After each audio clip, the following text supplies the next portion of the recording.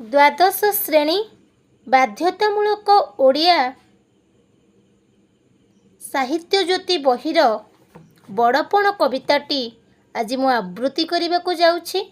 ଏହି ବଡ଼ପଣ କବିତାର କବି ହେଉଛନ୍ତି କବିବର ରାଧାନାଥ ରାୟ। କବିବର ରାଧାନାଥ ରାୟଙ୍କର ବ୍ୟଙ୍ଗାତ୍ମକ କାବ୍ୟ ଦରବାରର ଏହା ଅଂଶବିଶେଷ। ଆସନ୍ତୁ ଆବୃତ୍ତି କରିବା ବଡ଼ପଣ। ମନେ ନାହିଁ ତୁମ୍ଭେ କାହାର ସନ୍ତାନ, କେଶରୀ ଓରସେ ତୁମ୍ଭେ ସିନା ଶ୍ୱାନ। ପୂର୍ବ ପୁରୁଷର ପ୍ରତିଷ୍ଠା ବିଶାଳ, ବିକି ଭାଙ୍ଗି ଖାଉଥିବ କେତେ କାଳ। ସେ ପ୍ରତିଷ୍ଠା ନିଜେ ତିଳେ ନ ବଢ଼ାଇ, କରୁଥିବ ଆଉ କେତେ ତା ବଡ଼ାଇ। ଥିଲେ ଆଗେ ଯେହୁ ଉତ୍କଳର ସ୍ୱାମୀ, ବହ୍ନି ଶିଖା ପରି ସଦା ଊର୍ଦ୍ଧ୍ୱଗାମୀ। ତୁମ୍ଭେ ହୋଇ ସେଇ ବଂଶର ସନ୍ତତି, ଜଳଧାରା ପରି ହେଲ ଅଧୋଗତି। ତୁମ୍ଭ ପିତୃଗଣ ପରମ ଉଦାର, ରାଜ୍ୟ ମଣୁଥିଲେ ଏକ ପରିବାର। କାହିଁ ଗଲା ସେଇ ପ୍ରାଚୀନ ସୁଧାରା, ରାଜା ପ୍ରଜା ଏବେ ହେଲେ ବାଜପାରା। କାଢ଼ି ନେଲା ରାଜ ଭୋଗ ଅଭିଳାଷ, ପ୍ରଜା ମୁଖୁ ତାଙ୍କ ଶ୍ରମାର୍ଜିତ ଗ୍ରାସ। ଦେଶୀ ହୋଇ ତୁମ୍ଭେ ଆଚରିଲ ନୀତି, ନିର୍ମମ ବିଦେଶୀ ସର୍ବଶୋଷୀ ନୀତି। ବାତ୍ସଲ୍ୟ ନ ବାନ୍ଧି ପ୍ରଜାଙ୍କର ଚିତ୍ତ, ବିଦେଶୀ ସଙ୍ଗିନେ କଲେ ତାଙ୍କୁ ଭୀତ। ବିଦେଶୀ ସଙ୍ଗିନେ କଲ ତାଙ୍କୁ ଭୀତ। ଗନ୍ତା ଘର ହେଲା ତୁମ୍ଭର ସର୍ବସ୍ୱ, ସର୍ବସ୍ୱ ପ୍ରାସାଦ ଗାଭୀ ହସ୍ତୀୟସ୍ୱ। ରାଜଧର୍ମ ହେଲା ପ୍ରଜା ଧନ ବୁହା, ମନ୍ତ୍ରୀ ହେଲେ ଖଳ ଖଣ୍ଟ କାନ କୁହା। ତଣ୍ଡି ଦୁଃଖୀରଙ୍କ ଅରକ୍ଷିତ ରାଣ୍ଡ, ବିଦେଶୀଙ୍କି ଖୁଆଇଲ କୁକୁଟାଣ୍ଡ। ନ ପାଇଲେ ଦୁଃଖୀ ପ୍ରଜା ଖୁଦକୁଣ୍ଡା, ନେଲେ ଘିଅ ଅଟା ସଙ୍ଗେ ଛାଗ ମୁଣ୍ଡା। କାଣ୍ଡ ଜ୍ଞାନହୀନ କାଣ୍ଡ ପୃଷ୍ଠ ହୁଣ୍ଡା, ଅଭୀଷ୍ଟ ଦେବତା କଲ ଲୋଭ ପୂଜା। ଅଭୀଷ୍ଟ ଦେବତା କଲ ଲୋଭ ପ୍ରେତ, ନଚେ ତିଲ ଖାଇ ବିପଦର ବେତ। ସଦା ହୋଇ ପାପ ଦ୍ରବିଣ ପ୍ରତ୍ୟାଶୀ, ପ୍ରଜା ମଧ୍ୟେ ପାପ ବୃଦ୍ଧିକି ମନାସି। ରହିଥାଅ ଟାକି କରି ଜରିମାନା, ଧନେ ପୁରାଇବା ଲାଗି ମାଲଖାନା। ଧନର ଲାଳସା ଜାଗ୍ରତି ସ୍ୱପନେ, ଧନ ବିନୁ ନାହିଁ ଆନ ଚିନ୍ତା ମନେ। ଧନର ସାଫଲ୍ୟ ସୁବୟ କେବଳ, ଯକ୍ଷ ପ୍ରାୟେ ତାକୁ ଜଗି କେଉଁ ଫଳ। ମଞ୍ଚେ କେତେ ଆସି କେତେ ଗଲେ ଭାଇ, କିଏ ନେଇଗଲା କି ଧନ ମୁଣ୍ଡାଇ। ପଡ଼ିତ ରହିଲେ ପଛେ ହାତୀ ଘୋଡ଼ା, ପଡ଼ିତ ରହିଲା ସୁନା ରୂପା ତୋଡ଼ା। ପଡ଼ିତ ରହିଲା ରତନେ ଭାସ୍ୱର, କୁବେର ଭଣ୍ଡାର ସମ ଗନ୍ତା ଘର। ଜିଣିବାକୁ ଆଉ ନାହିଁ ଧରାଖଣ୍ଡ, ବୋଲି କଲେ ଯେହୁ ଅଶ୍ରୁ ସିକ୍ତ ଗଣ୍ଡ। ମଲା ବେଳେ ବିଶ୍ୱ ବିଜୟୀ ସ୍କନ୍ଦର, କି କହିଥିଲେ ତା ଚିତ୍ତେ ଥରେ ଧର। ବୋଇଲେ ଏ ପ୍ରାଣ ଗଲେ ପିଣ୍ଡ ଛାଡ଼ି, ବୋଇଲେ ଏ ପ୍ରାଣ ଗଲେ ପିଣ୍ଡ ଛାଡ଼ି।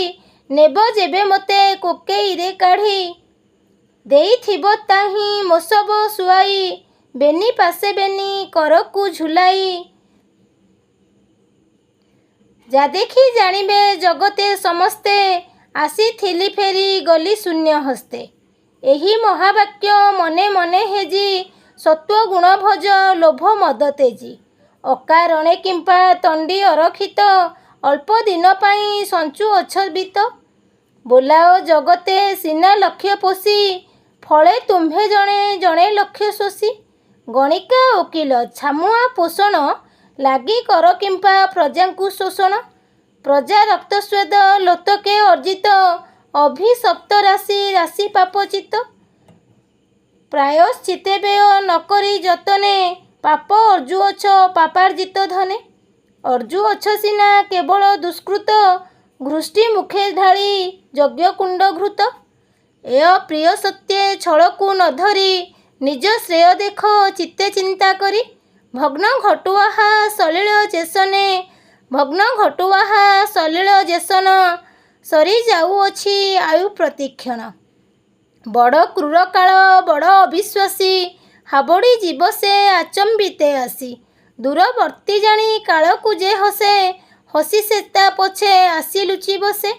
ନୀତି ବେଳ ବୁଝି ଛାମୁରେ ହାଜର, ହେବା ବିଧି ତାକୁ ନାହିଁଟି ଗୋଚର। କେତେ ଦିନ ଖେଳୁଥିବ ଏହି ଖେଳ, ପାଖେଇ ଆସୁଛି ସେ ଅନ୍ତିମ ବେଳ। ଆସୁଛି ନୀରବେ ସେହୁ ପ୍ରତିକ୍ଷଣେ ନିତ୍ୟଗାମୀ ରଥ ଚକ୍ର ଆବର୍ତ୍ତନେ। ଆୟୁ ସୂର୍ଯ୍ୟ ଯାଏ ତଳେ ଯେତେ ଗଡ଼ି ତୁମ୍ଭ ମାୟା ଯାଏ ଛାୟା ପରି ବଢ଼ି। ମାୟା ଚେର ତଳେ ଭେଦିବ ଯେତିକି ଅନ୍ତକ ରଗଡ଼େ ଝିଙ୍କିବ ତେତିକି। ସେ କଠିନ ଝିଙ୍କା ଝିଙ୍କିରୁ ନିସ୍ତାର ଲାଭ ଲାଗି ଅଗୁ ହୁଅ ହୁସିଆର। ବେଳ ଥାଉ ଥାଉ ଅରଜି ଧରମ ଜନ୍ମ ଅନୁରୂପେ ଦେଖାଅ କରମ। ଜନ୍ମ ଫଳେ ଭବେ ବଡ଼ ପଣ ପାଇ ଧର୍ମ ଫଳେ ତାକୁ କର ଚିରସ୍ଥାୟୀ। ଧର୍ମ ଏକ ପୋତ ଗଢ଼ିଛନ୍ତି ବିଧି ତରିବାକୁ ଏହି ସଂସାର ବାରିଧି। ଧର୍ମ ଏକା ସିନା ମହତ ପଣିଆ ଆଉ ବଡ଼ ପଣ ଅଢ଼େଇ ଦିନିଆ। ବଡ଼ ପଣ ଭାଇ ଏକା ସିନା ସେହି ଛାଡ଼ଇ କେହି ଯା ନପାରଇ ନେଇ। ବଡ଼ ପଣ ସେହି ଅନ୍ତେ ସୁଦ୍ଧା ଯାର ସୌରଭେ ଚହଟୁ ଥାଏ ସଂସାର। ବଡ଼ ପଣେ ସିନା ସେହି ତାକୁ ଗଣି ଯେଉଁ ବଡ଼ ପଣ ଦ୍ୱିଲୋକ ସାଧିନୀ। ସେହି ସିନା ବଡ଼ ପଣ ଯହିଁ ଲାଗି ଅନ୍ତକର ବଜ୍ର ଦନ୍ତ ଯାଏ ଭାଙ୍ଗି। ସେହି ବଡ଼ ପଣେ ବଳାଅ ମତିକି କାଳ ନ ପଶିବ ପଶିଯା କତିକି। ହେଳା କର ନାହିଁ ପାଇଏ ସୁବିଧା ଲଭିବାକୁ ସେହି ବଡ଼ ପଣ ନିଦା। ସଂସାରର ତ୍ୱକ ସାର ବଡ଼ ପଣ ଲାଳସାଳୁ ନିଅ ବାହୁଡ଼ାଇ ମନ।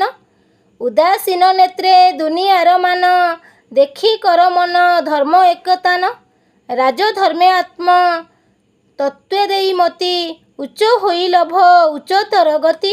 ରାଜଧର୍ମେ ଆତ୍ମ ତତ୍ତ୍ୱ ଦେଇ ମତି ଉଚ୍ଚ ହୋଇ ଲଭ ଉଚ୍ଚତର ଗତି। ଜୟ ଜଗନ୍ନାଥ।